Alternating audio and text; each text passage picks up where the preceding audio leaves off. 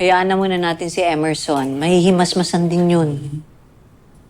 Ang hindi na po manang sita. Shock lang yun, Tonet. Lahat naman kami. Tsaka hindi mo sinabi sa amin na may kapatid ka. Akala ko pa naman close tayo. Sorry kung hindi ko sinabi kahit kanino sa inyo, ha. Lalo na nung nalaman kong magkaaway pala sila ni Atoy. Magkaaway? Uy, lilinawin ko lang ha. Ako wala akong kaaway. Hindi ko siya kaaway. Kung siya may issue sa akin, ako wala akong issue sa kanya. Naku, Atoy. Mahirap ma-involve sa mga ganyang family drama. Hindi nakakaganda yun. Kaya siguro marami kang family drama, no? Uy, ayan na naman ha. Nagpaparinigan na naman kayo. Alam nyo, may point na sinabi ni Ami. Kasi isipin mo, nag-sorry ka na, pero ma-pride pa rin siya.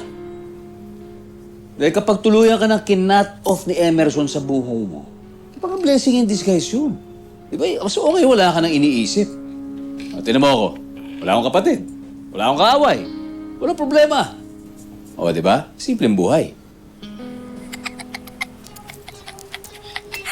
Ayos pala ang suplado.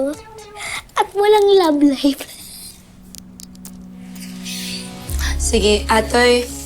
Maraming salamat ulit, ha. Pasensya na ulit. Manang sita, mauna na po ako.